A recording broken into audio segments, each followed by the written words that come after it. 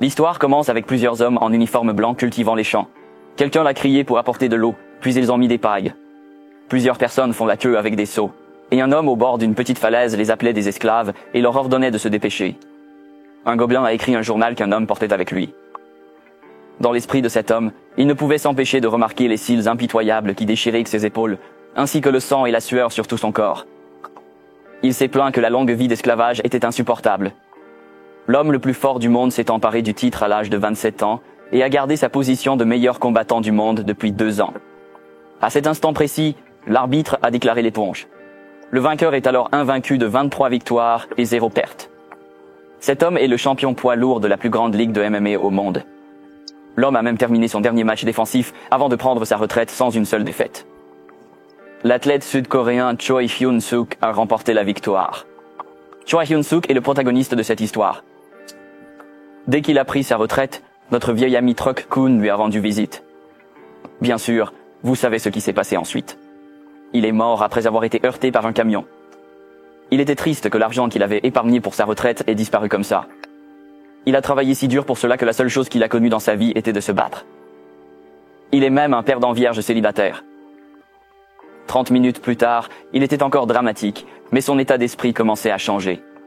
Il croyait qu'étant mort, il n'aurait plus à s'entraîner ni participer à des matchs défensifs. Il a vu le côté lumineux sans sa famille et ses amis, de sorte que personne ne devait pleurer sa mort pendant qu'il était dans ce plan astral. Un bras étendu. Elle est un bel ange et s'est excusée auprès de Hyun-suk pour son retard. Elle l'a appelé un héros de classe SSS. Elle s'est présentée comme Rachel. Elle est chasseuse de tête spécialisée dans la recherche des morts sur Terre. Hyun-suk est perplexe. Il rougit quand il la voit, surtout les seins. Il rougit quand Rachel lui prit la main. Hyun-suk a demandé à l'ange de l'expliquer en détail. Rachel lui offre 2 choix. L'un accepte ainsi la mort et attend la réincarnation dans la prochaine vie comme un pauvre vieux célibataire. L'autre ressuscite immédiatement pour devenir le héros destiné à sauver le monde qu'il attendait. La façon dont Rachel lui montre cette option est tentante, car Hyun-suk est entouré de plusieurs belles femmes. Hyun-suk dit qu'il a besoin de plus de temps pour réfléchir, car tout cela s'est produit très soudainement et manque d'explications détaillées. Rachel le presse soudainement pour lui demander s'il serait prêt à abandonner cette opportunité en or.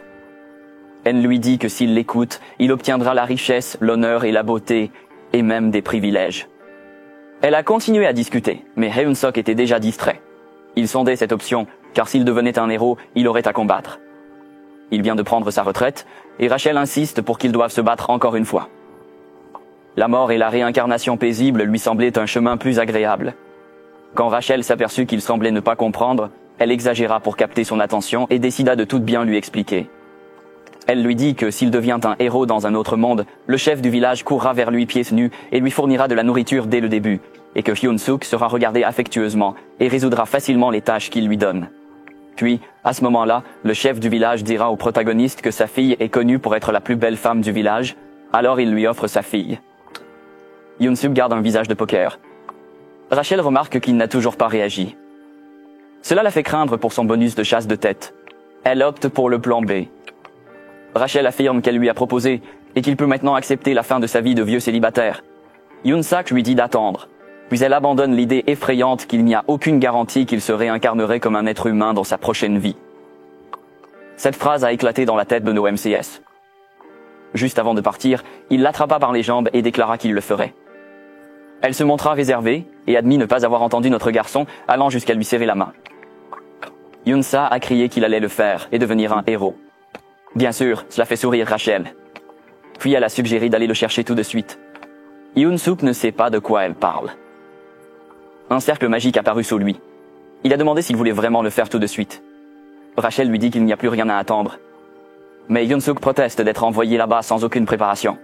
Mais Rachel insiste sur le fait qu'un beau autre monde l'attend déjà. Elle lui souhaite une merveilleuse aventure. Elle se plaint de la difficulté pour lui-même d'y aller. Enfin, Rachel reçoit un appel téléphonique. Elle répond au téléphone et rapporte que Hyun-suk, le quasi-héros numéro 137,421, vient de terminer son cycle de réincarnation. Pendant ce temps, Hyun-suk perd connaissance jusqu'à ce qu'il entende quelqu'un lui dire d'ouvrir les yeux. Il voulait savoir si l'ange parlait du chef du village. Il estime que le développement est évident dès le début. De façon inattendue, il s'est réveillé après avoir été frappé au ventre. Agacé, Il réagit agressivement en demandant à l'homme s'il avait un désir de mourir, mais il s'arrête immédiatement. Il ne ressemblait pas à un être humain car il portait un crâne de sanglier avec des cornes sur la tête. La créature était en colère qu'il dormait dans un dortoir d'esclaves. Yoon-suk est perplexe. Si c'est le chef du village qui a la plus belle fille. Puisque la créature ressemble à un monstre qu'il devrait certainement tuer, Yoon-suk se présente timidement comme un héros. La créature est perplexe. La créature s'approcha de lui et lui demanda si son héros actuel était stupide. Un-sok commence à penser que quelque chose pourrait mal tourner, mais il choisit de croire qu'un beau ange lui ferait cela. Il se demandait si la tête de taureau était la mission. Il a essayé de se calmer et de comprendre l'affaire. Il a pensé à la prochaine chose qu'il devrait faire en tant que Coréen, et c'était l'action. La créature lui a demandé ce qu'il venait de dire. RMC a donné un coup de pied au monstre et lui a dit de mourir. Il était fier de son coup de pied, mais la créature saisit son pied et demandait à Yeon-so s'il venait de se qualifier de héros. La créature exprimait à quel point il était fatigué de ces conneries maintenant. Il veut savoir d'où viennent ces enfoirés. Yoon-suk ne peut pas bouger ses pieds. La créature lui serra d'abord la main et lui dit qu'une fois qu'il aurait bien dormi, il reviendrait à la raison. La créature se moque de Yeon-so et l'appelle un héros autoproclamé. Dans la prison souterraine, quelqu'un a frappé à la porte et crié pour l'ouvrir. Il a demandé un autre tour avec la tête de taureau. La porte s'ouvre. Un gobelin agacé apparaît et demande qui est exactement qui ne cesse de crier.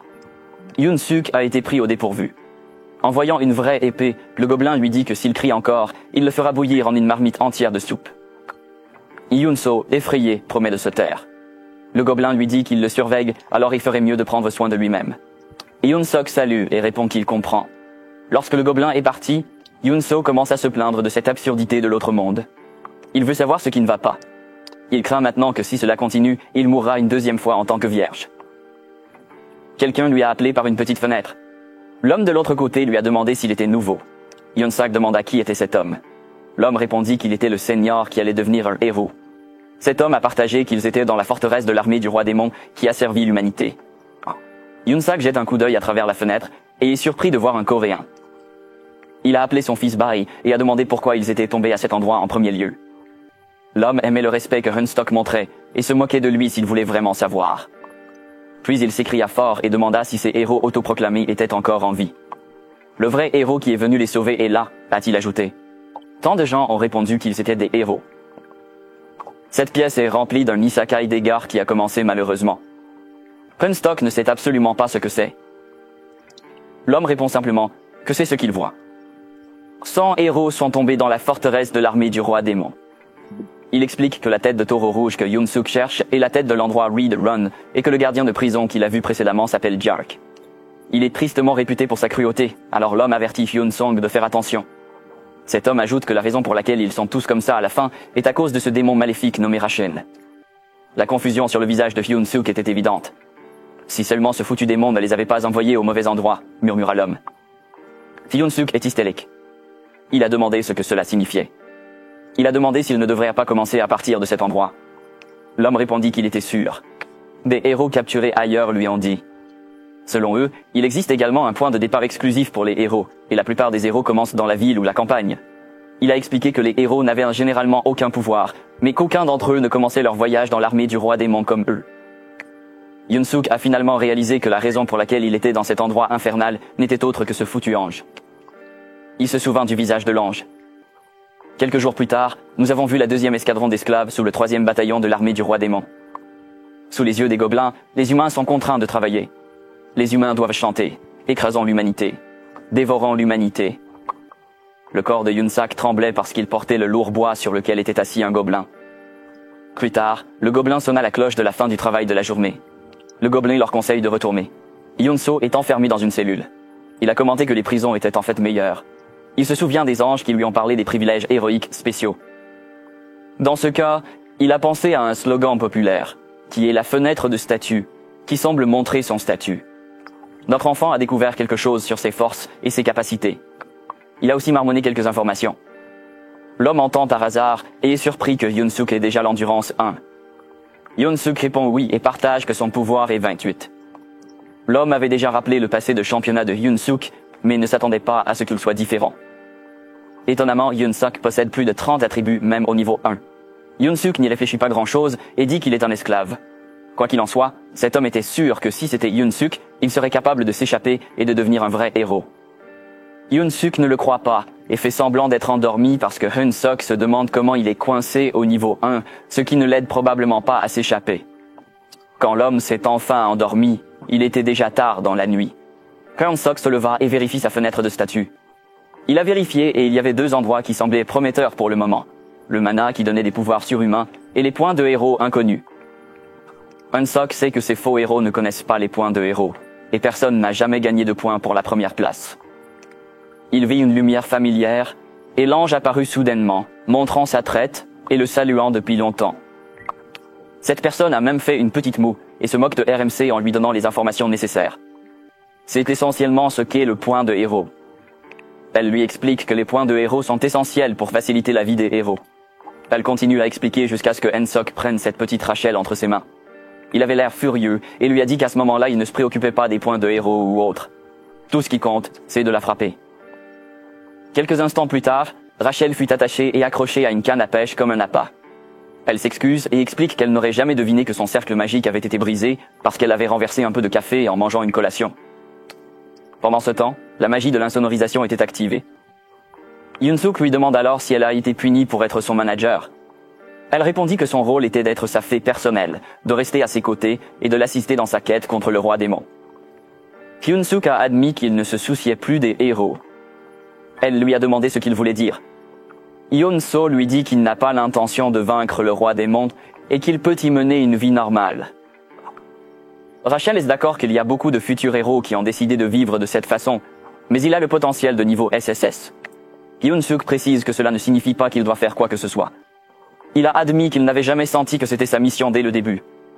Rachel essaie de discuter, mais Yoon-suk affirme qu'il ne veut pas se battre et vivre comme avant. Rachel fut surprise. Elle se demande s'il a toujours été ainsi. Elle pensait qu'il était un idiot qui ne comprenait rien d'autre que des bagarres et des femmes. Puis cela lui fait peur pour son bien-être. Quand elle reçoit l'ordre, elle se plaint d'être une fée personnelle. Elle pense que c'est injuste pour quelqu'un comme elle de vivre ça. Plus important encore, on lui dit de rester avec Yoon-suk jusqu'à ce qu'il tue le roi démon.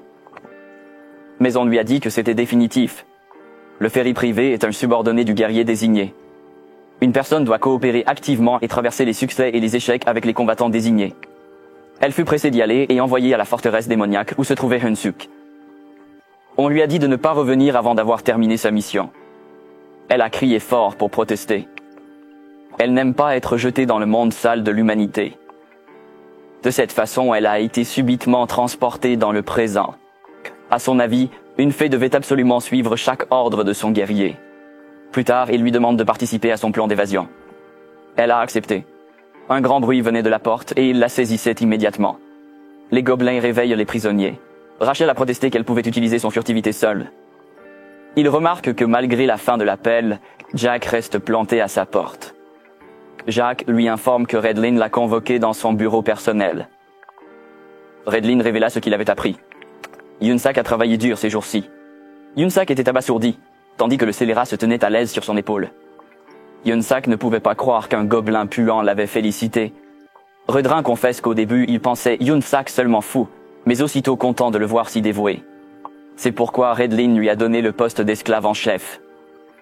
Yoon-sak ne comprenait absolument pas de quoi parlait Redlin. Redlin a précisé qu'il suggère cela parce que le rythme du travail est devenu beaucoup plus lent ces derniers temps. Rachel voulait garantir que Yoon-suo refuserait immédiatement. Elle n'arrêtait pas de le harceler, criant que les héros ne devraient pas s'humilier devant les officiers du roi démon. Jark et Riedrin entendent la voix et demandent à Hyun-sok ce qu'est le cri, lui laissant cela, et il fera travailler ses humains. Puis, il fit un incline exagéré, disant qu'il avait frappé la tête sur la table, juste pour les distraire. Riedling était heureux. Il a admis que, contrairement à sa première impression de lui, il avait déjà commencé à l'aimer. Il dit à Hyun-suk de se comporter bien et qu'il lui écrira une lettre d'acceptation spéciale pour l'armée du roi démon.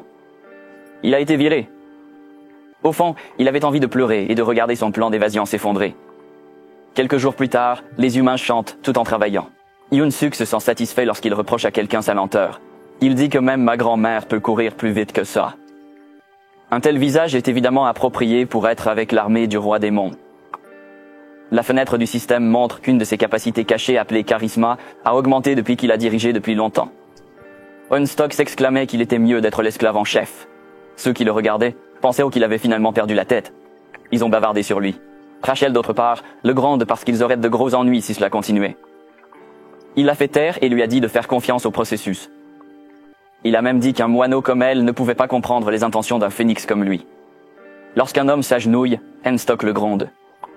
Ainsi, Hyun-suk est informé par la fenêtre du système et la faveur des Reed Run à son égard a grimpé.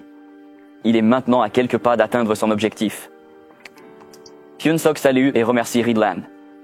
Rochelle lui a crié dessus, lui rappelant combien il avait envie de prendre des risques et de s'enfuir. Hyun-suk se gratta la tête et explique qu'il fait juste ce que le système lui dit. Pour autant qu'il sache, suivre le système fait partie du devoir d'un héroïque. Rachel pensait qu'il était incroyable que les officiers de l'armée qui avaient augmenté la faveur de lui. Elle insiste sur le fait qu'il n'y a pas de telles exigences héroïques. Hyun-suk répondit qu'il disait la vérité. Puis il lui demanda si elle voulait qu'il le lise à haute voix. Hyun-suk, lis-le comme si tu t'étais retrouvé dans la forteresse de l'armée du roi démon à cause d'une erreur idiote. Rachel pense que la façon de parler est étrange. Le système est un programme qui utilise uniquement un langage neutre. Hyun-suk soutient que cela est vrai et que le système de héros au niveau SSS peut être légèrement différent. Hier soir, Rachel a fait des histoires. Elle lui demanda comment il pouvait accepter cette offre si volontiers. Hyun-soo la pinka et lui dit que ce n'est pas lui qui est fou, c'est elle. Soudain, une fenêtre du système apparaît, adressée à Hyun-suk qui, à cause de l'erreur de quelques idiots, se retrouve dans la forteresse de l'armée du roi démon. Peut-être se sentir lésé comme quelqu'un qui a découvert que ses toilettes n'ont plus de papier toilette, mais Hyun-suk est heureux qu'il ait eu une chance. Il doit gagner la faveur de l'officier du roi démon, Reedlem. Les vrais héros doivent apprendre à utiliser leurs ennemis. L'objectif principal est donc de gagner la faveur de Reedrun et d'accumuler 100 points de héros. Hyun-suk était surpris à ce moment-là. Hyun-suk est de retour au travail. Il a demandé aux esclaves de commencer à chanter la chanson de la 3e légion du roi démon. Rachel se rend compte que seuls les hauts responsables ont le pouvoir de changer le contenu de la mission. Cela l'a fait se demander pourquoi ils le font pour Hyun-suk. Pijar appelle Hyun-suk. Ce salaud lui a demandé de le suivre parce que Reedrun avait déjà appelé Hyun-suk. Dans le bureau de Reedrun, il dit à Hyun-suk que la productivité des esclaves a considérablement augmenté. Hyun-suk a répondu que ce n'était rien. Il a ensuite flatté Reedrun en disant que c'était parce qu'il avait fait un choix judicieux. Rachel a commenté que la flatterie bon marché ne fonctionnera pas. Reedrun a reculé, il semblait satisfait. La fenêtre du système apparaît, indiquant que Xuan-Sox a atteint son objectif de faveur et que la mission du héros a été terminée. Il a marqué 100 points, et la boutique de héros débutants a été déverrouillée par son premier. Hyun-suk et Rachel sont tous deux surpris que cela fonctionne bien. L'effet est très bon, et la recherche de la faveur est complète. Alors Hyun-suk décide de passer à la prochaine partie du plan. Il a demandé s'il pouvait commencer à entraîner des esclaves. Eidlang a demandé à ce sujet. Et Hyun-suk lui a demandé de dessiner un groupe d'esclaves ouvriers, d'une marche à l'unisson. Les esclaves étaient des spécialistes de la discipline, faisant le travail de 3, sans la moindre trace de paresse. Avec ces esclaves, la construction de la forteresse pourrait être achevée en 1 semaine, a-t-il ajouté. Reedrun estime que le corps humain est trop faible pour travailler et s'entraîner en même temps. Mais Hyun-suk a poursuivi que le commandant n'hésiterait pas à féliciter Reedrun. Reedrun le permet. De retour dans sa cellule, Rachel est très dramatique, en disant que son héros est devenu fou parce qu'il s'était servile devant l'armée du roi démon, et maintenant il entraîne même des esclaves. Elle est frustrée et désespérée à ce sujet. Hyun-suk est furieux parce qu'elle parle très fort. Il lui a dit qu'il avait un plan. Rachel lui a demandé s'il la trompait encore. Hyun-suk fait son retour. Il lui a demandé si elle pensait qu'il était elle. Hyun-suk révèle qu'il prévoit d'utiliser les esclaves pour déclencher une rébellion. Il a expliqué que la forteresse avait 3000 esclaves humains. Le nombre de l'armée du roi démon n'était qu'environ 500 hommes. De plus, il y avait une base de l'Alliance humaine non loin de la forteresse. Dans le chaos de la rébellion, ils peuvent se tourner vers l'Alliance des humains pour leur soutien. Après cela, Rachel le regarda avec des yeux brillants et dit qu'il n'était pas muet après tout. Après cela, Hyun-suk vérifie les récompenses de la mission. Rachel lui demande s'il obtient vraiment des points de héros et que toute la mission n'est pas un mensonge. Hyun-suk répond que c'est ce qu'il a toujours affirmé. Il a également partagé qu'il existe même quelque chose qui s'appelle Hero Store maintenant. Il décida d'aller voir. Il veut que cet objet soit une bonne chose. Notre maître de cérémonie avait de grands espoirs parce que tout ce qui en sortait était sa bouée de sauvetage. Il est ravi d'avoir enfin des compétences héros. La fenêtre d'état lui montre des compétences telles que retenir sa respiration, ce qui l'aidera à mieux retenir sa respiration, et maintenir ses selles, ce qui lui permet de mieux les retenir.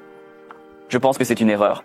La caca devrait être classée SSS, surtout quand vous êtes dans un lieu public et tout ce qui reste est de cuisiner, de nettoyer et de laver. Il est perplexe et en colère face aux compétences dont le héros a besoin. Rachel sourit et explique que c'est parce que le magasin est au rez-de-chaussée. Elle lui dit que s'il collecte plus de points et améliore sa boutique, il trouvera certainement quelque chose d'utile. Yoon-sak exprime sa colère contre Rachel en lui disant de se taire tout en l'appelant la fée des menteurs. Le lendemain, l'esclave qui rendait hommage au roi démon Yoon-sak ordonna à tout le monde de chanter le chant de la 3e Légion. Il a envoyé le signal et ils ont commencé. La chanson est chantée comme ça. Notre grande armée de rois démons, vaincre les humains, manger les humains et oublier toute souffrance lorsque vous les attrapez. Il n'y a rien de plus grand dans le ciel que l'affection familiale d'un roi démon. Reed, courez et surveillez-les. Il était heureux de permettre à Eun-Sok d'entraîner des esclaves. La porte de sa chambre s'ouvrit. Jacques a une urgence à lui signaler. Il a rapporté que les armées humaines avançaient. De plus, la 8e division qui les affrontait était tombée dans leur piège et se retirait. La 8e division était la plus grande unité dans leur région. Si la 8e division est vaincue, ce n'est qu'une question de temps avant que ces salauds humains arrivent. Il n'aimait pas qu'ils aient peut-être dû abandonner la forteresse parce qu'elle était presque construite. Jark dit à Ridron qu'il n'y a pas de temps et qu'il devrait donc évacuer immédiatement, mais Ridron répond qu'il attend une minute.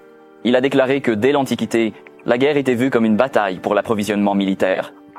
Il explique que la première règle de la guerre est de ne jamais perdre un officier de ravitaillement compétent. Après cela, il dit à Jark d'y aller, qu'il s'occupera de Hyun-Sok, puis les suit. Pendant ce temps, Hyun-Suk gronde les esclaves et leur demande s'ils suivront ses ordres et s'enfuiront. Il entendit des bruits et pensa que l'entraînement au combat serait annulé à nouveau à cause de la surveillance de Ridlen. Hyun-Suk fixe la fenêtre de statue alors que Ridlen apparaît derrière lui sur le balcon.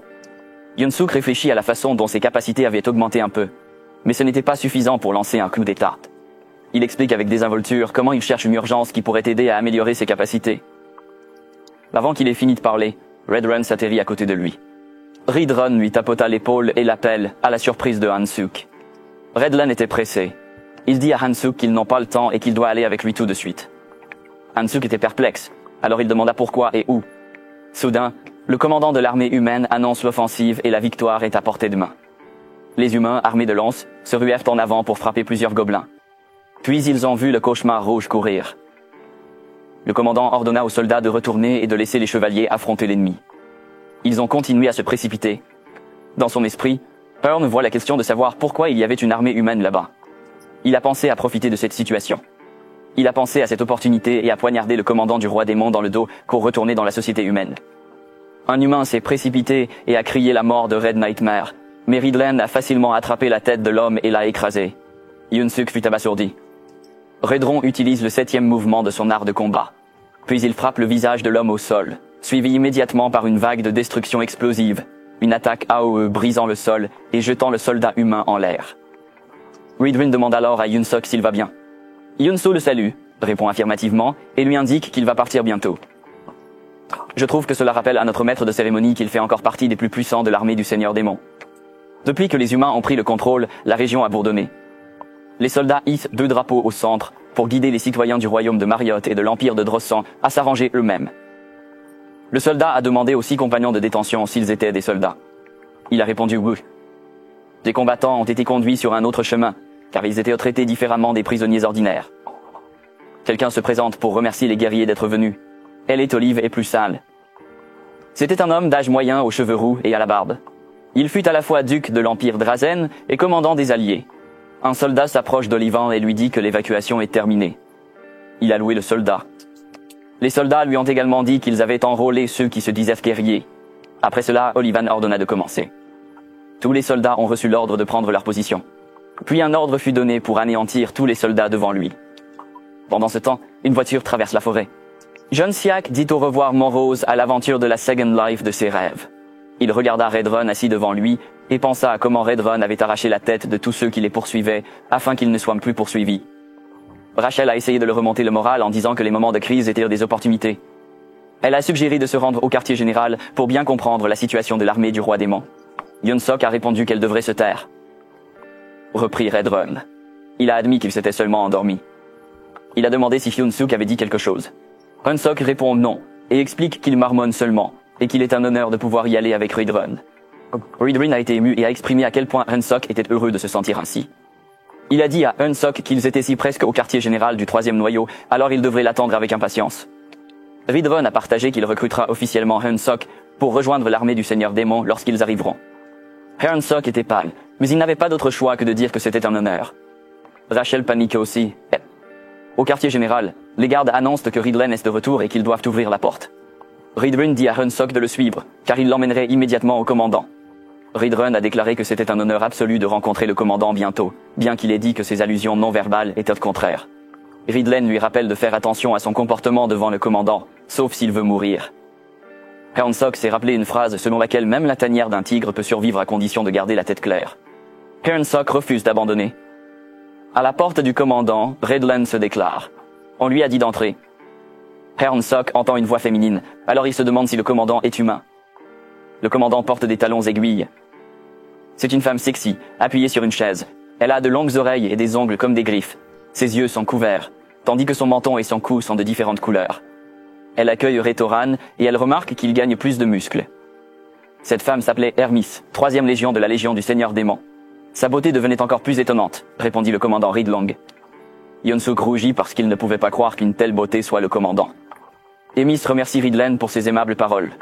Yunik panique intérieurement sur ce qu'il devrait faire. Il se demandait s'il devrait lui aussi féliciter sa beauté. Ridrun exprime sa honte de ne pas pouvoir protéger la forteresse. Emi répondit que c'était dû au commandant de la 8e division et non à Ridlen. Emi s'ajouta qu'elle aurait dû préparer un sac avec sa peau. À ce moment-là, Xianshu ne pouvait pas respirer. Hermis mentionna que le commandant de la 8e division était revenu vivant, mais vaincu. Hearnsok ressent une pression énorme, complètement différente des gens qu'il a rencontrés. Il serra les poings pour cacher l'ampleur de ses tremblements. Elle a quitté le sujet et a demandé à l'homme qui l'avait amené. Il a signalé que c'était Hearnsok, celui qui l'avait signalé plus tôt. Il a ensuite déclaré qu'il l'avait emmené dans l'armée démoniaque officielle. Hermis s'approche et commande qu'il est mignon.